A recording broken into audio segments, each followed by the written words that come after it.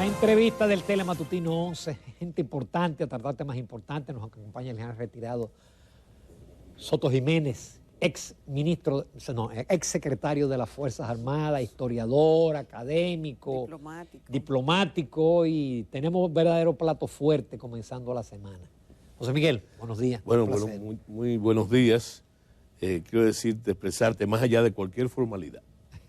Mi satisfacción de encontrarme aquí, no es la primera vez, he venido en otras ocasiones. Pero hacía varios años que no. Sí, varios años, pero es una invitación que yo defiero con mucho entusiasmo. Y aprovechar para saludarlos personalmente a ambos amigos y entonces enviar también un saludo muy dominicanista a toda la audiencia de este programa. El tema de Haití es el tema obligado, pero yo quiero un enfoque contigo diferente, porque tú has escrito sobre Haití. Hace muchísimo tiempo pronosticaste que eso se iba a complicar, que se iba a agravar. Ya vemos lo que tenemos con el tema de las bandas. Pero hay un discurso que se repite, y es el discurso que acusa a los militares en la frontera de ser los causantes del tráfico y del ingreso de las parturientas, del ingreso de los haitianos. Es sobre los militares que se cae, es el chivo expiatorio. Mira, yo creo que es innegable que en la frontera, y no solamente los militares, pero los militares que tienen la seguridad, hay una serie de irregularidades, y ha habido una serie de irregularidades. Lo primero que yo quiero que se tome en cuenta, aparte de no rehuir esa responsabilidad, que las Fuerzas Armadas no pueden rehuir esa responsabilidad, quiero que tomen en cuenta que esa es la realidad de todas las fronteras del mundo. Siempre hay ese tipo.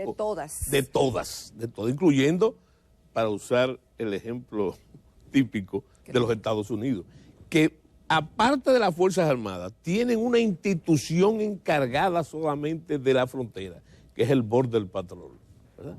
Y entonces ahí pasan graves irregularidades. Después del 11 de septiembre, las Fuerzas Armadas antes no podían participar directamente, pero después del 11 de septiembre, hay una ley, no sé muy bien cómo se pronuncia, pero creo que es Law Enforcement, que esa ley prohibía a las Fuerzas Armadas hacer ningún tipo de apresamientos ni nada en el terreno de los Estados Unidos. Ya eso no existe. Cuando se le dio paso a las Fuerzas Armadas, inmediatamente hubo problemas porque hubo una cantidad de inmigrantes muertos, ¿verdad? Que ese es uno de los problemas, porque también te debo decir una cosa importante.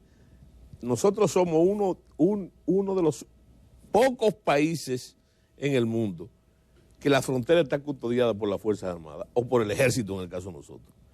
Siempre es la Gendarmería, en España la Guardia Civil, en Francia la Gendarmería, en Italia la Carabinieri, la Guardia Nacional en la mayoría de los países de América donde existe esa cuarta fuerza.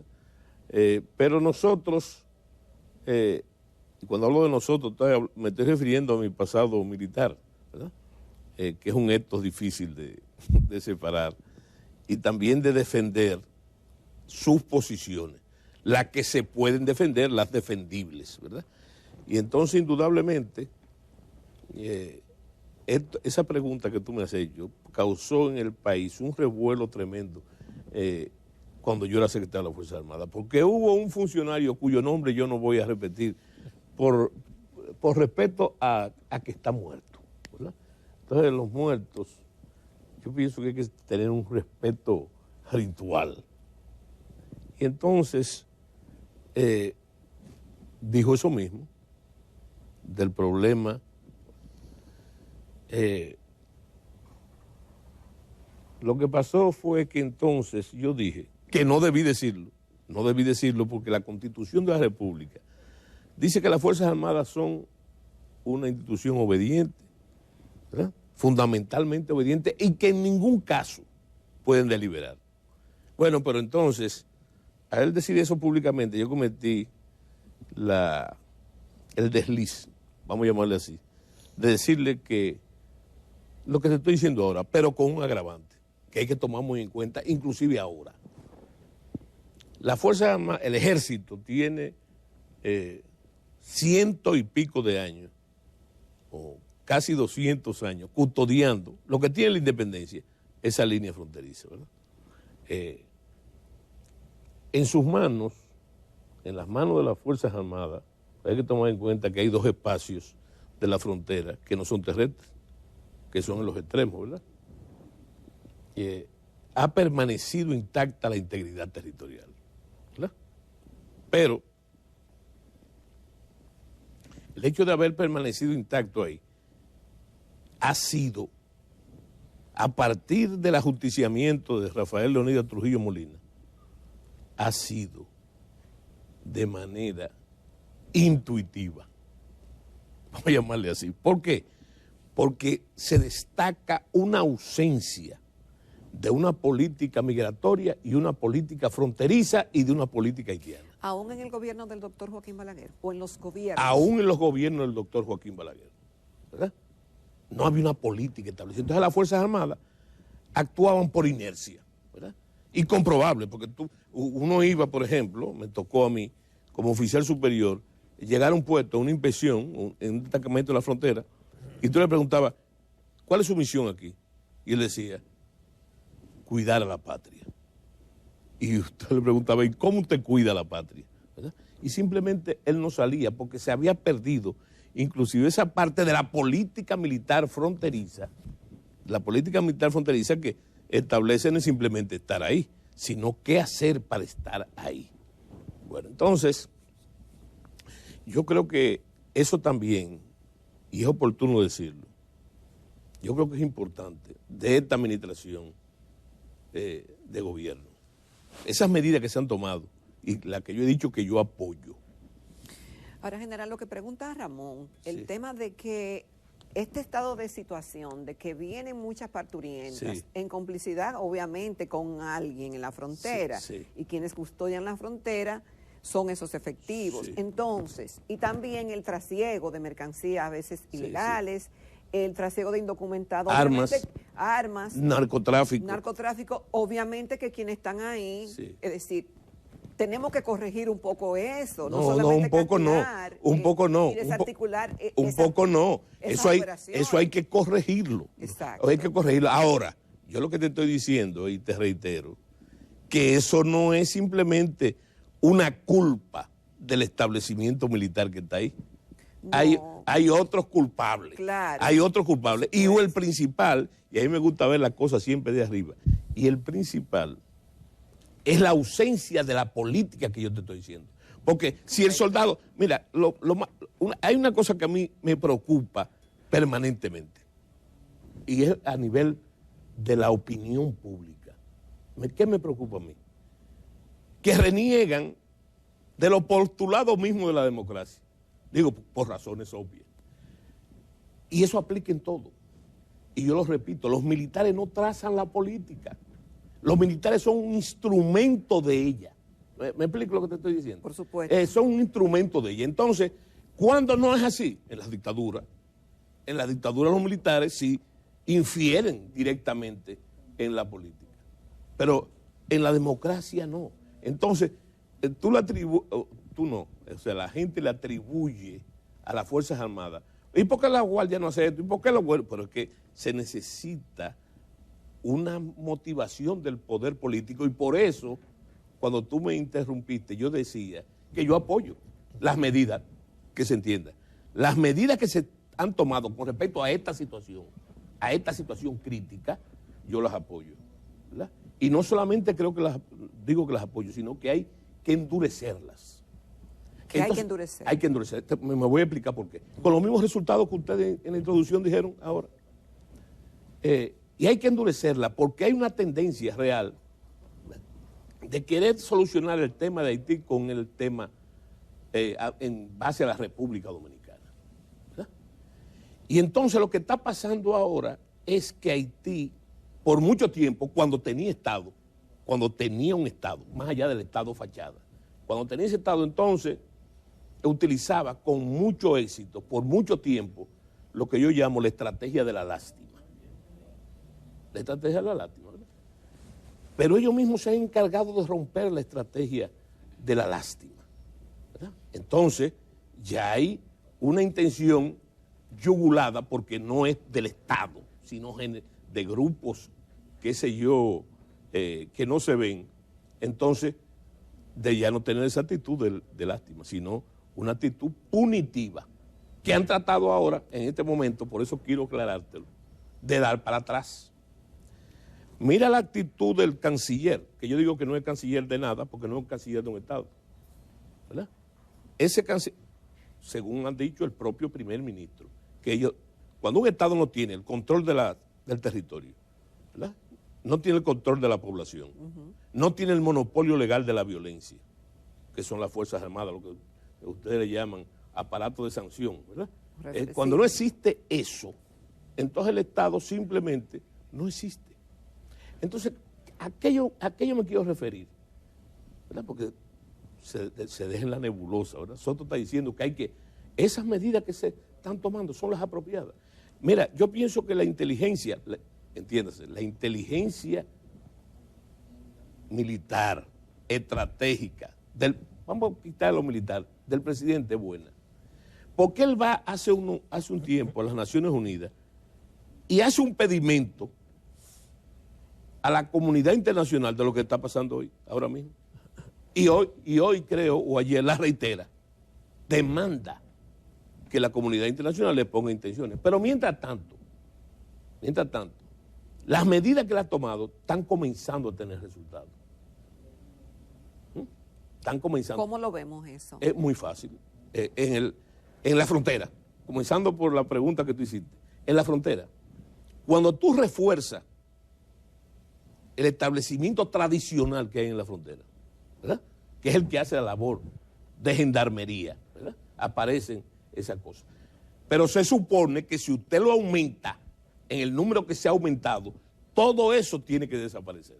Más allá de la voluntad política y más allá, es un asunto de la dinámica, del funcionamiento de eso, ¿verdad? Entonces, todo eso para. Entonces, quería hacerte una pequeña observación, no una corrección.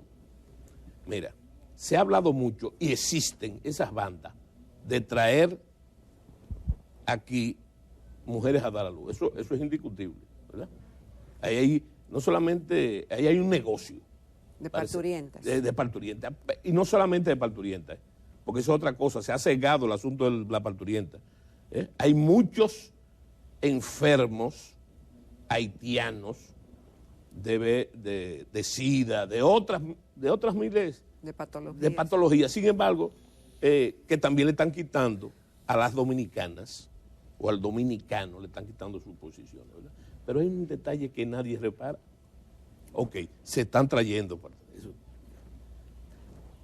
¿Cuántos haitianos, le pregunto a ustedes, estiman ustedes que hay aquí? Mínimo 2 millones. Mínimo 2 millones. Y entonces esa gente no paren, las que están aquí, las señoras que están aquí ilegales no paren. Esas son gran parte, la mayoría de esas que están quitándole las camas a las dominicanas en la parte no son que las traen, hay que las traen, reitero. Son que paren aquí. Imagínate si hay 2 millones. Así que hay un tour de parturientos. Claro, no, hay un tour, estamos de acuerdo. Que vienen pero la masa dura no es de parturientas, ilegales, no es de las que traen en el tour, ¿verdad? Porque yo te voy a decir una cosa, para hacer ese tour, ¿qué se necesita? Para contratar el tour allá, ¿qué se necesita?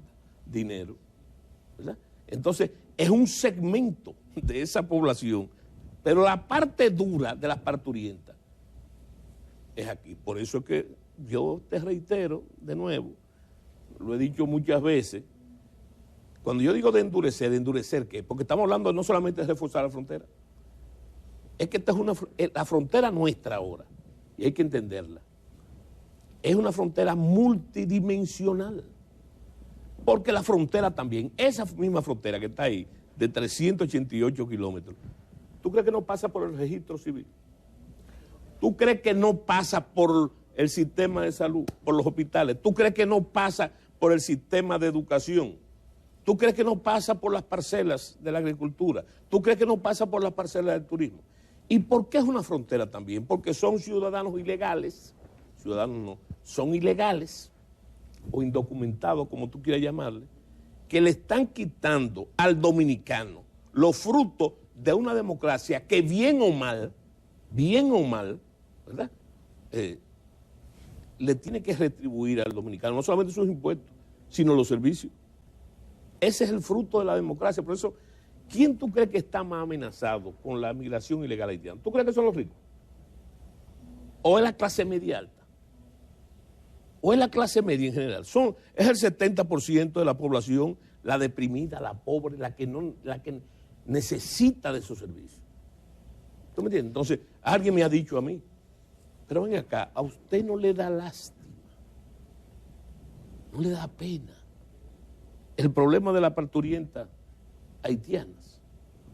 Bueno, yo puedo decir que me da pena, sí me da pena, pero me da más pena, me da enojo, cólera, ¿verdad?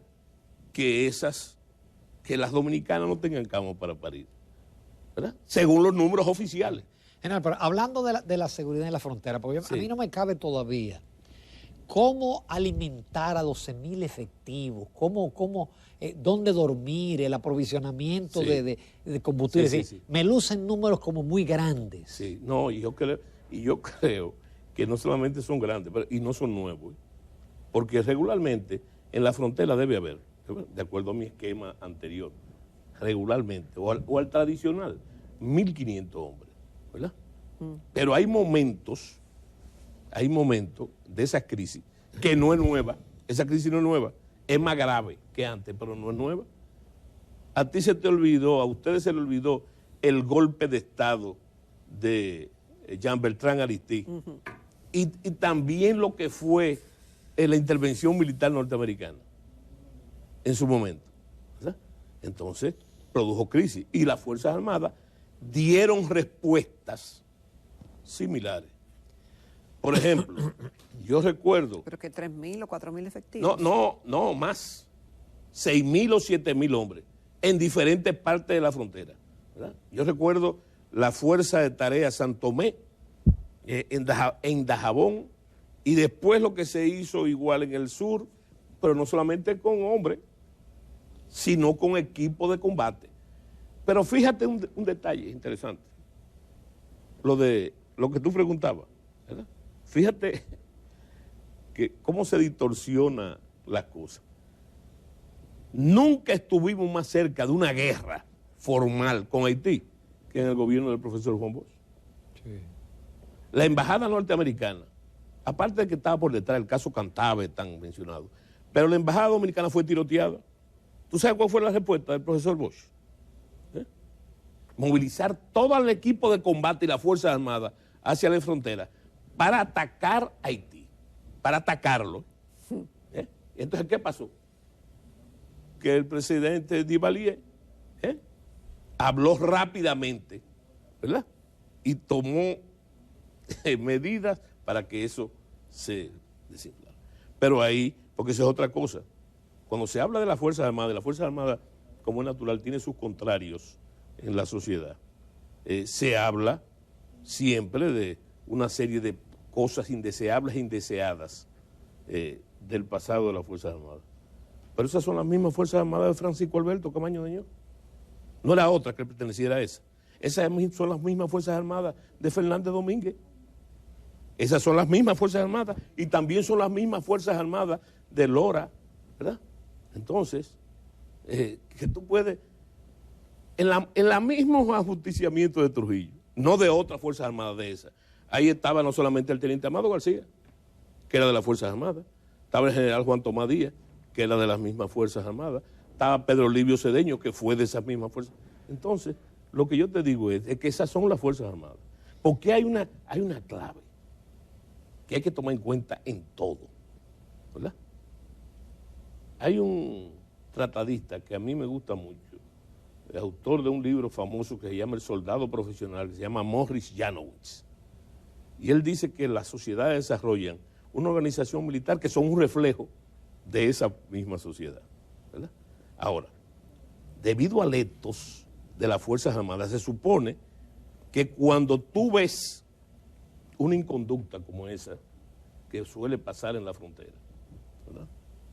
Que hay que destacar también que eso no es privativo de las Fuerzas Armadas, pero nos produce estupor, porque cada vez que yo veo un militar involucrado en un acto delictivo, yo pienso que la iglesia está en manos de Lutero en cuanto a esa función. ¿Me explico lo que te trato de decir? Vamos a hacer una breve pausa porque tú te metiste en un terreno de algo que está pasando actualmente y que es interesante que lo tratemos. Sí, yo me estoy refiriendo básicamente a la inquietud de las irregularidades en la frontera. Claro. Sí.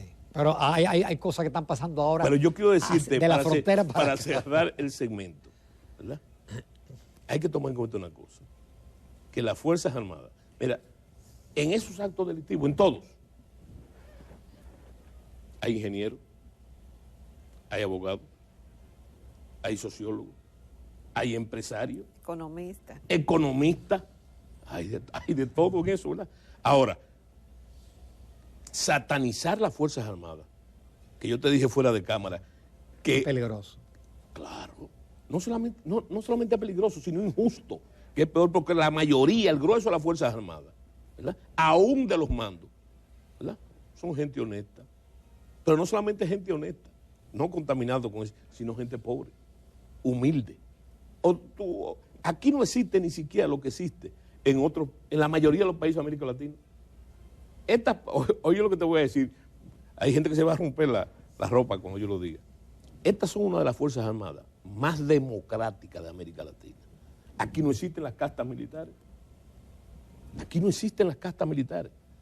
Hay países de esos que para tú entrar hasta la academia militar tienes que pagar una dote para asegurar que los niveles altos de la sociedad puedan entrar.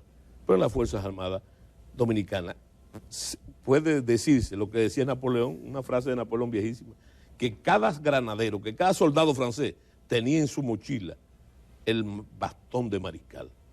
Pero había que ganárselo. Muy bien, vamos a ver. Bueno, señores, continuamos esta mañana en Telematutino 11 conversando con el general retirado José Miguel Soto Jiménez, ex secretario de las Fuerzas Armadas, historiador, figura de Quinta República, escritor, muchas cosas. Y estamos hablando, obviamente, de un tema que sí es objeto de protagonismo y de preocupación, y vamos a aprovechar su múltiple experiencia como ministro, como historiador, conocedor de la realidad del país. Yo he visto en algunas entrevistas suyas que usted dice que Haití no es una amenaza militar para la República Dominicana, pero en otras dice que Haití es la más grave amenaza para la República Dominicana. ¿Hay una diferencia entre ambas afirmaciones? La diferencia es que fue descontextualizado. ¿Cuál de las dos? Lo primero, porque yo dije ciertamente, pero te decía que lo dije hace 23 años. Yo decía que Haití no podría ser una amenaza militar para la República Dominicana, pero es un asunto técnico. No tiene Fuerzas Armadas, comenzando por ahí, aunque ya refundaron una. Lo segundo es que es el país más pobre del hemisferio occidental.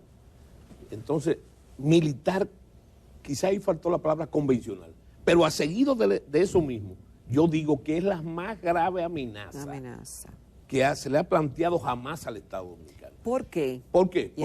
Porque hay algunos que dicen que no, que cómo va a ser, que no hay ninguna amenaza. Claro que no. Por su pobreza, por su indigencia, por la debilidad de sus instituciones políticas, es un país postrado, ¿verdad?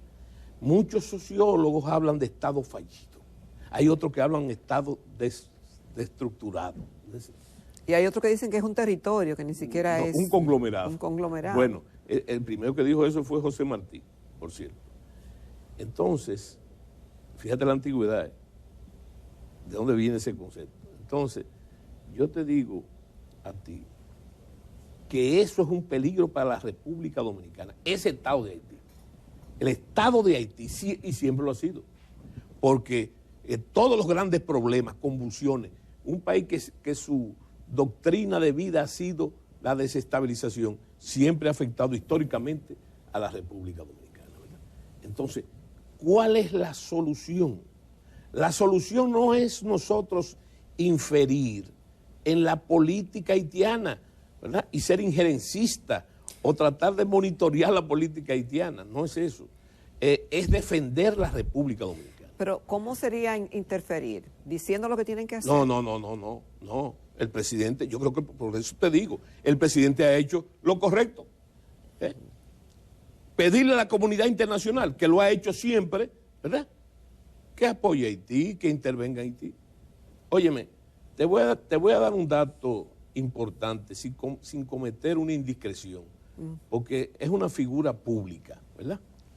A mí me tocó, y yo creo que está vivo el personaje, Jospin. A mí me tocó acompañar al presidente Hipólito Mejía a Francia, en su viaje que le hizo por Europa, en la transición. Y entonces el presidente se entrevistó con Jospin y yo estuve presente.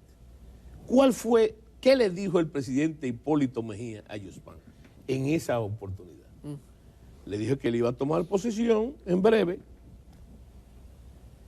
pero que él quería, fíjate la similitud,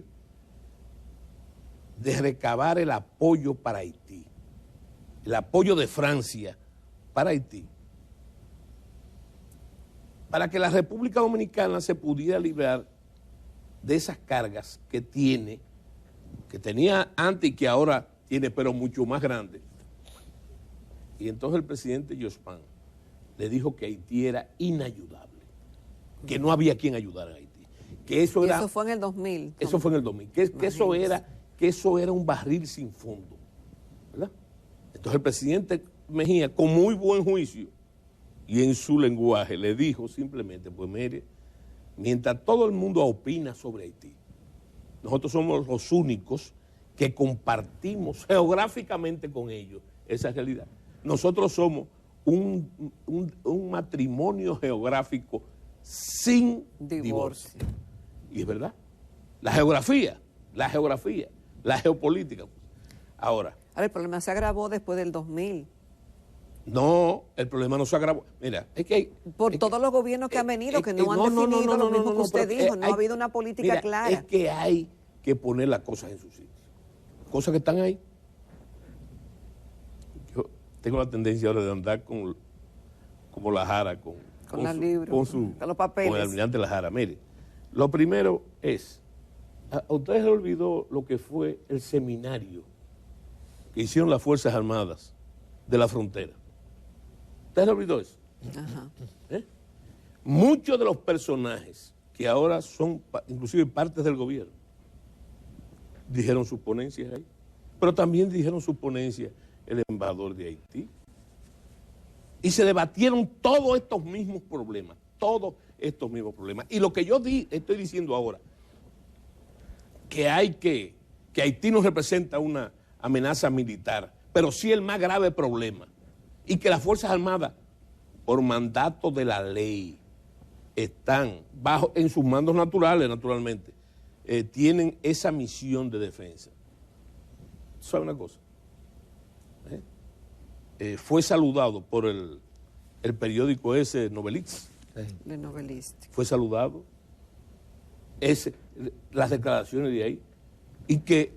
Pero no solamente que no era una amenaza militar, fue saludado el hecho de que Haití, y no es una palabra mía, sino del general McCaffrey, estando yo en Washington, me dijo a mí que Haití era un hoyo negro. Yo pensé que era un asunto racista, pero después él mismo me especificó que es con respecto al fenómeno astrofísico, eso de los agujeros negros, que se tragan a toda la materia que es en su alrededor. ¿Ya? Entonces, es una cosa altamente... Ahora, ¿qué es lo importante? Lo más importante ahora. Exacto. ¿Qué es lo más importante? Lo más importante de esa realidad. Desde mi punto de vista, apoyar, ¿verdad?, no solamente las medidas que se están tomando el gobierno, no solamente apoyarlas, ¿verdad?, no solamente apoyarlas, sino ver en ellas el principio, el inicio de esas políticas que yo dije que no existían y que el Estado Dominicano ha sido incapaz hasta ahora de realizarlas. Todo es por inercia, ¿verdad? Por lo que hacía el jefe, imagínate tú. No es así. Porque el dominicanismo no puede estar basado jamás en antecedentes indeseables e indeseados. ¿Qué hablo? de la matanza del 36, no estamos hablando de eso. Dice el canciller de Haití que República Dominicana no tiene derecho sobre el río Masacre y exige que se termine la presa. Mientras tanto, fíjate, eso hoy lo dice eso es el una, Nuevo Diario. Eso es una manipulación de la situación real. Te voy a decir algo. ¿Tú sabías que está parado él? Eso Sí, está parado. sí, está parado. Bueno, pero él exige ok. que tiene que continuar. Claro, pero más importante que las declaraciones de él, a la que yo no le doy ningún tipo, mira, más allá de fanatismo, y yo he dicho 1000 veces que yo soy fundamentalista con el tema haitiano, ¿verdad? Me han dicho, no diga eso, yo soy fundamentalista, porque creo la nación realmente en peligro. Pero ¿por qué no se citan y se le saca punta, ¿verdad?, a las declaraciones del ministro de Defensa de Haití? ¿Tú la viste, esas declaraciones? No lo he visto. Bueno, el día 18, bueno, pues imagínate, eso no conviene que se diga, ni aquí ni allá. El día 18 de noviembre, Entonces, hace unos días. unos días, ese fue el día del aniversario de la batalla de Berthier, Berthier, que fue la antesala de la independencia haitiana. Entonces las Fuerzas Armadas hizo una celebración. Hay que leer las declaraciones a ver si lo que estamos diciendo nosotros no es la ruta. Primero, el señor dice que necesita el ejército haitiano, reinstaurado por el presidente asesinado, necesita un tanque.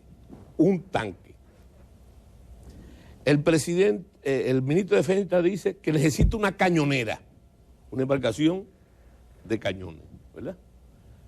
Y necesita otra fusilería, cosas, ¿verdad? Porque él mismo asegura que en 2 semanas, si él tiene eso, en 2 semanas, él restaura la seguridad de Haití.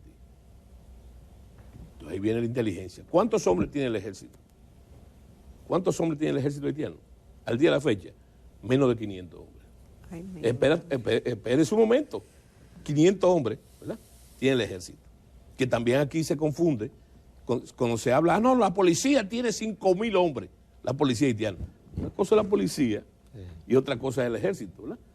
Bueno, entonces, ¿tú sabes qué representa eso? 400 hombres. Un batallón. Muy militar.